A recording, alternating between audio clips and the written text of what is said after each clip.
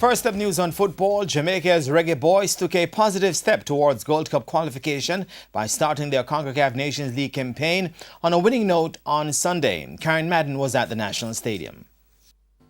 After going down by 2-0 to Ecuador on Friday in New Jersey, then flying back to Jamaica before dawn on Saturday, it was anybody's guess on how the Reggae Boyz would perform despite their first assignment being against the relative minnows of the Cayman Islands. But any doubts of a quick recovery was dispensed with when Darren Mattox popped up with just over 2 minutes on the referee's watch. It was 2-0 in minute 34 when Corey Burke, left alone, found a gaping hole in front of goal for his first of the night. Jamaica seemingly fell asleep thereafter to maintain a 2-0 advantage going into the halftime break.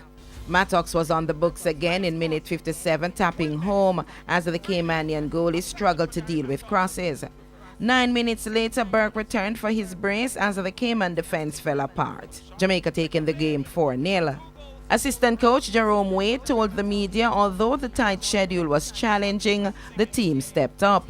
Well, one of the most important things is the recovery and the time out that, the medical team take to ensure that the players were fully recovered. It's amazing. And Captain Andre Blake admitted that it was difficult to maintain their intensity against the lowly ranked Cayman team. Tonight, I think after maybe scoring early in the game and the guys kind of realized that it was probably not going to be a tough game. I think we kind of dropped to their level, which is something we definitely have to work on. We have a very good group of guys, and games like these we have to be able to put on a professional performance and put the game away and be able to get some younger players valuable minutes. Still a good game. I felt like we could have done a little bit more in terms of keeping possession of the ball, but that's how football is. The experienced Philadelphia Union custodian also paid tribute to the youngsters in the side.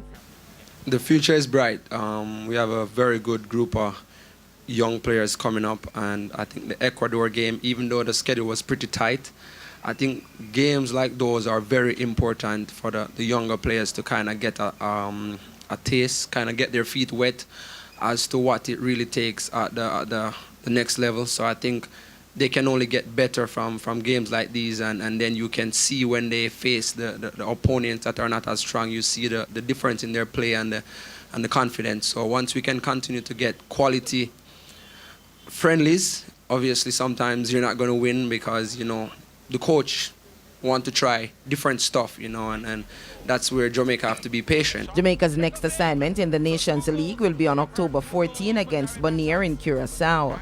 Karen Madden, TVJ Sports.